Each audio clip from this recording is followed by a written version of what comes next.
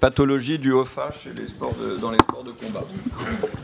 Alors, je vous remercie d'être venus nombreux à cette 6e journée et aux organisateurs de m'avoir demandé, enfin, on a suggéré ce topo. Bien qu'il n'y ait pas de relation directe avec les sports de combat, il faut savoir l'évoquer dans les sports violents ou les sports avec chute. Donc, de quoi parle-t-on? Le ligament adipeux de Hoffa est situé en avant de l'échancrure du genou, en arrière du tendon patellaire. Il est intracapsulaire et extrasynovial. Il est constitué de fibroblastes, d'adipocytes, de cellules immunitaires. Il est parfois le siège d'une hypertrophie appelée ophite ou maladie de Hoffa, réalisant un conflit local évoqué pour la première fois par l'allemand le professeur Albert Hoffa en 1904. La présentation clinique est polymorphe. Il existe le plus souvent des douleurs, notamment dans les escaliers à la montée ou la descente, une d'arthrose d'effort, voire de repos, et des blocages articulaires intermittents, une limitation articulaire. Cela peut jusqu'à mimer une algodystrophie et parfois une impotence fonctionnelle à la marche. Donc c'est vrai que ce n'est pas un tableau très spécifique. Le test de Hoffa consiste à examiner le patient en décubitus dorsal. La hanche et le genou sont fléchis à 90 degrés et on perçoit des douleurs à la palpation des bords latéral et médial du ligament patellaire. Depuis longtemps, il y a eu des études qui s'intéressaient plus au conflit que réalisaient un épaississement du Hoffa dans l'articulation, avec des radiologues qui ont essayé de l'évaluer avant de pouvoir faire une chirurgie. Donc en 2016, il y a Nicolas Sens qui en parle, en mettant en évidence des petites anomalies d'épaississement du ligament de Hoffa.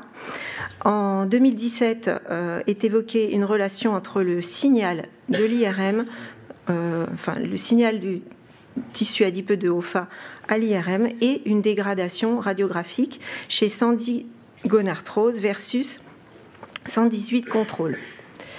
Donc cette relation a été un peu plus confirmée avec le temps, puisque en 2017, sur une étude concernant 1094 genoux suivis pendant 80 mois, a été établie, une étude rétrospective, une relation en régression linéaire entre toujours cette hyperintensité du Hoffa à l'IRM et la présence d'une chondropathie fémoro-patellaire.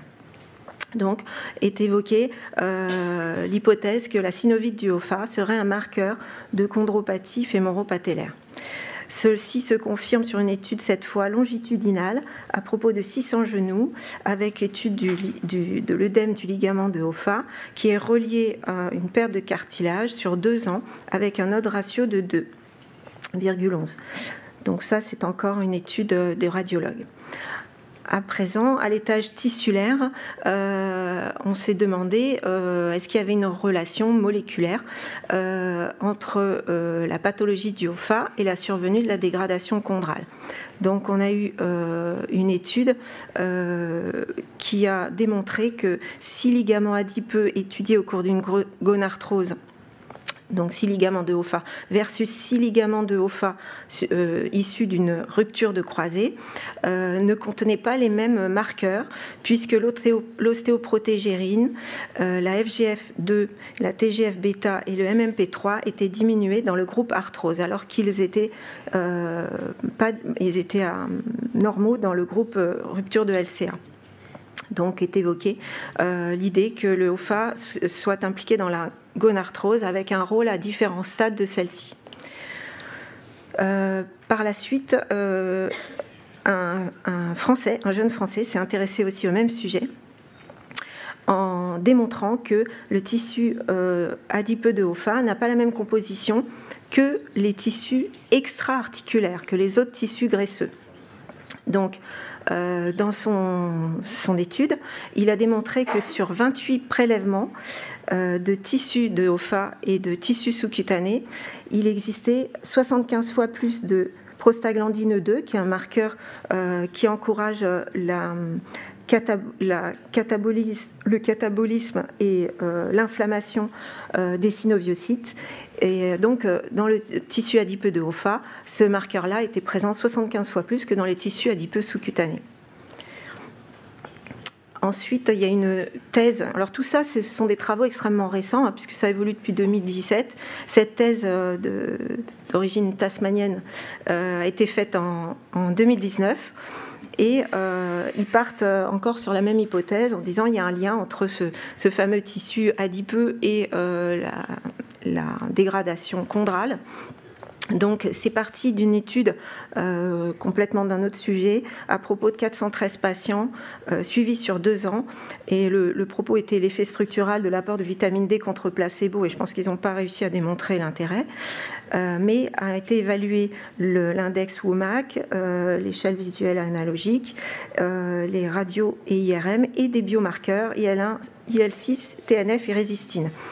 Donc on a découvert à ce moment-là une association entre le signal semi-quantitatif IRM du tissu de OFA et plusieurs autres paramètres, donc les symptômes et l'altération structurale, l'augmentation des pertes chondrales et aussi des lésions médulaires, et également une association avec le niveau sérique de résistine et les anomalies structurales.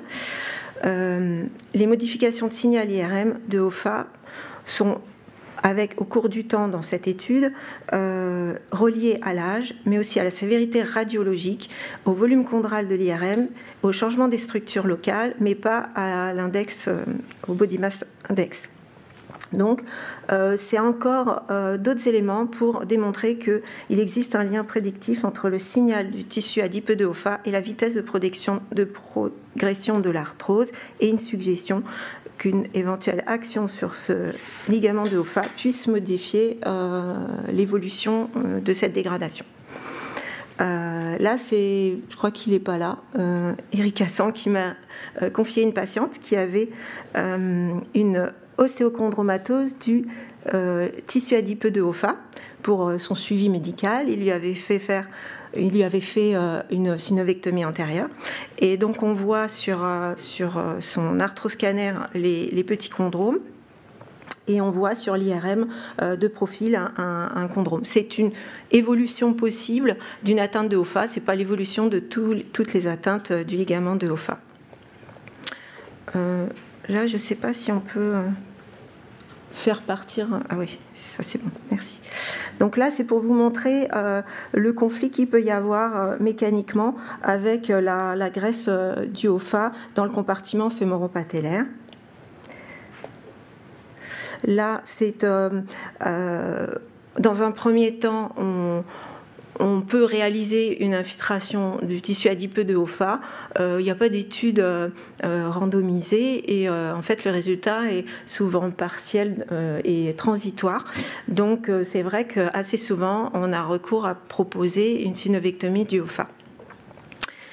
Donc l'infiltration avait été testée en 1996. Les gens qui faisaient ça et qui connaissaient rien d'autre trouvaient que c'était satisfaisant, mais ils étaient amenés souvent à la répéter. Donc il y a eu une revue sur 24 études en 2015 qui a montré que le traitement par résection arthroscopique du tissu adipeux de OFA était positif et intéressant, mais ce n'étaient pas des études randomisées. Et il y avait assez peu de prise en compte des critères de mobilité articulaire. Pour autant, en 1994, j'ai suivi une étude assez précise de 11 patients pendant 76 mois après résection arthroscopique de l'hypertrophie graisseuse, qui montrait une amélioration clinique 10 fois sur 11. Le seul échec était dû à une synovite inflammatoire exudative persistante. Une étude toute récente en 2019, coréenne, a comparé les effets d'une résection arthroscopique du tissu adipeux de OFA partielle pour 29 cas ou total 26 cas chez des patients qui avaient un conflit avéré, et tous les critères EVA, IKDC et l'ISOLM montraient une amélioration des douleurs et de la fonction, avec sensiblement les mêmes résultats que la résection soit partielle ou totale. Donc, en conclusion, la maladie de OFA doit être évoquée chez un sportif devant des douleurs antérieures à l'extension pouvant mimer un syndrome douloureux régional complexe. La synovite du tissu adipeux de OFA est à évoquer, à considérer comme un facteur arthrogène. L'hypersignal IRM du tissu adipeux de Hoffa est un marqueur structural et le traitement par infiltration tissulaire cortisonnée, s'il peut être utile, à mon avis, est moins efficace que la résection arthroscopique, qu'elle soit partielle ou totale. Je vous remercie de votre attention. Y a-t-il des questions? Oui. Virginie. Dans le Hoffa, il y a pas mal de cellules souches, puisque certaines techniques consistent à prélever le Hoffa pour le réinjecter dans l'articulation.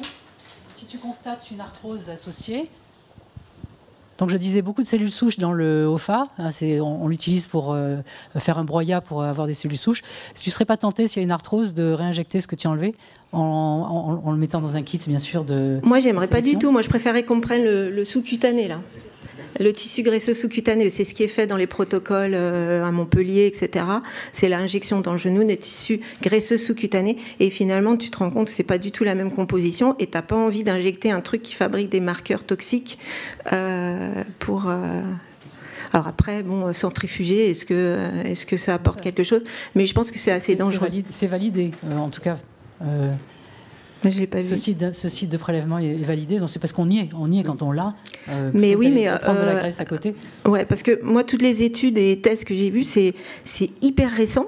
Donc, est-ce que les gens qui font ça ont l'idée qu'il y a des marqueurs très toxiques dans le Hoffa? Parfois, hein, pas tout le temps. Mais là, par exemple, dans la thèse, dans l'étude qui a été faite par le Français, là, il y avait 28 prélèvements. C'était pas toujours des arthroses. Et ils constataient quand même que l'élévation du PGE2 était plus importante dans le tissu de Hoffa que dans la graisse périphérique. Moi, j'irais pas jouer à remettre du Hoffa. Je crois juste une précision. Il y a des pathologies du Hoffa en global, et puis il y a ces conflits antérolatéraux dont tu as parlé, qui sont des petites franges du Hoffa très hautes, qui sont coincées entre le tendon rotulien et la trochlée. Et là, tu te demandes si la résection du Hoffa est logique, parce que ce sont des gens qui ont des rotules hautes et qui ont une désaltération de l'appareil extenseur, finalement. Et qui sont toujours les mêmes. C'est toujours des gens qui font de la course à pied, qui se plaignent, c'est pas les autres. Alors, est-ce qu'il faut aller faire une résection de Hoffa chez ces gens-là? Les résultats, ils sont pas très bons, parce que finalement, la désaltération et l'anomalie anatomique persistent. C'est toujours un problème de l'articulation fémoro-patellaire. Mais là, oui. Mais je pense que leur gène est moins flagrante que celle des maladies du Hoffa. Ah oui, c'est une population qui est très précise de coureurs à pied.